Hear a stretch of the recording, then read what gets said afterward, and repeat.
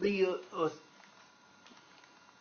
the authoritarian tendencies of Prime Minister Nouri Kamrat of Iraq are well known, but the arrest of more than 600 Iraqis whom the government describes as suspected former members of Saddam Hussein's Ba'ath Party and army is particularly cynical and reckless. With American troops scheduled to withdraw by year's end, the last thing Mr. Maliki should be doing is stoking sectarian tensions. As Andres E. Kramer reported in the Times, the detainees, a vast majority are assumed to be Sunnis, were rounded up after the Shiite controlled government supposedly received a tip from the new interim leaders in Libya that former Baathists were plotting a coup. Some political leaders have discussed replacing Mr. Maliki through a no-confidence vote. The government has yet to provide any real evidence of a plot, and the idea that 600 people were involved strains credulity. American officials are highly skeptical. The majority Shiites were badly persecuted under Saddam Hussein's Sunni-led regime.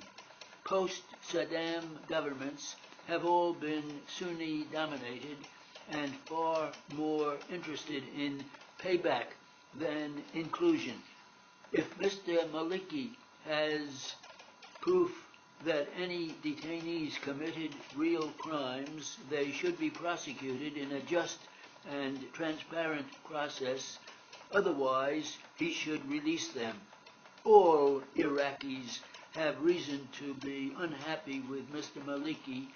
A report in September by the International Crisis Group describes his government as riddled with corruption, lacking credibility, showing authoritarian tendencies, and contributing to a severe decay in public services. The record with the Sunnis is especially bad. The government promised jobs to 100,000 members of the Sunni Awakening Councils, insurgents whose decision to switch sides helped end the civil war. But only half that number have been hired. Sunnis do lead a few high-profile ministries that don't have nearly the clout they expect after their bloc won the most votes in the 2010 election. The Bush-era coalition provisional authority that initially ran post-war Iraq disbanded the army and barred most Ba'ath Party members from government jobs. A law passed in 2008 was intended to promote reconciliation by opening jobs to former Baathists, but it has been applied in a selective way to determine political opponents. The government needs to clearly define what degree of involvement with the Ba'ath Party was egregious as to be disqualifying for government jobs and carry out those judgments equitably. The number of worst offenders is believed to be very small. Parliament still hasn't enacted a law called for in the Constitution which would provide a legal basis for determining who should be prosecuted for supporting the Ba'ath Party or other extremist ideologies. Washington's influence is diminishing, but Baghdad still wants to buy American weapons. It has F-16 jet fighters on order and needs help with military training.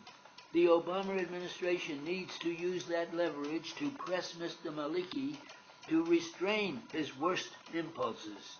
Iraq's democracy is fragile, and the risk of renewed sectarian violence is chillingly real. On Thursday, the Senate Judiciary Committee began consideration